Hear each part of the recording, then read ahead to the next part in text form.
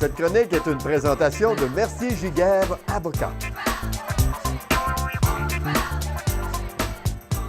On vous revient avec une chronique sur le droit, sur les lois, sur la réglementation avec Maître Wolfgang Mercier-Giguère. Bonjour. Bonjour. Ça va bien? Oui. On vous parle aujourd'hui d'un sujet qui est très commun parce que plusieurs personnes sont affectées par le sujet.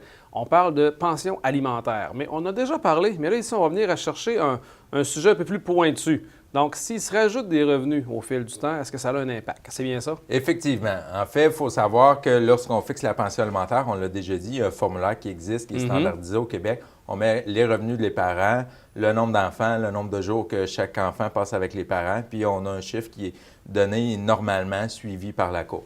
Parfait. Qu'est-ce qui arrive si on a une entreprise? On a des bénéfices non répartis dans l'entreprise. Oui. Exemple d'1 million, 2 millions.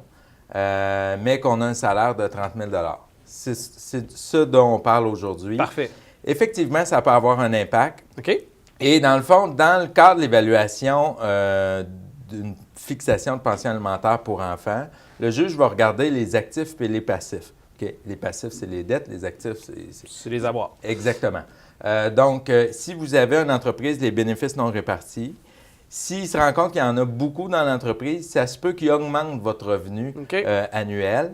Normalement, ça dépend toujours des situations, on va parler d'un 5 à 10 des bénéfices non répartis qui vont augmenter.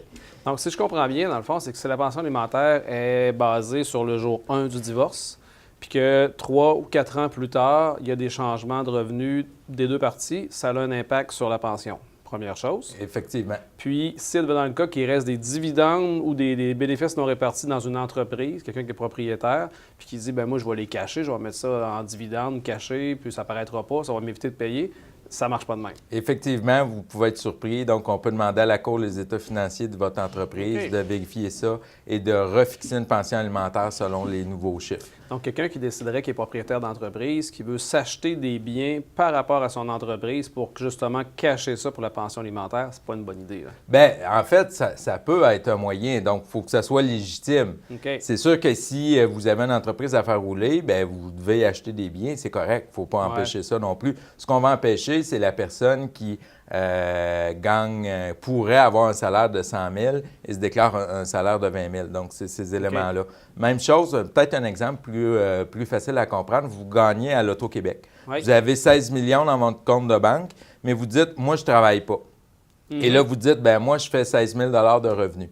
Bien, le juge, à ce moment-là, peut dire, écoutez, vous avez quand même des millions dans votre compte, donc votre salaire annuel n'est pas de 16 000 et de 150 000, 200 000.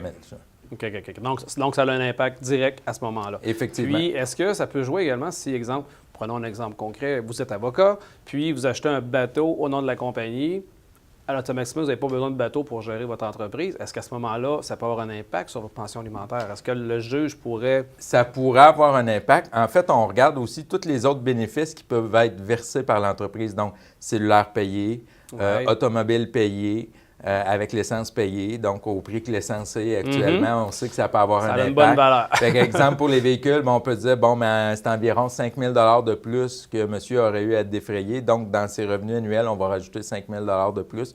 Donc, c'est tous des éléments qu'on peut regarder. Héritage, même chose. Ah oui? Vous recevez un héritage, c'est possible que ça soit un actif et qu'il y ait une appréciation par rapport à ça au niveau des revenus. Donc, ce n'est pas nécessairement un automatisme, mais ça pourrait arriver. Puis si on veut en savoir plus, on vous contacte. De quelle façon? Oui, sur notre page Facebook à Mercier-Giguère Avocat, sur notre site web à merciergiguère.com ou sinon par téléphone au 581-996-7060. Maître Mercier-Giguère, toujours un plaisir. Merci. Cette chronique est une présentation de Mercier-Giguère, avocat.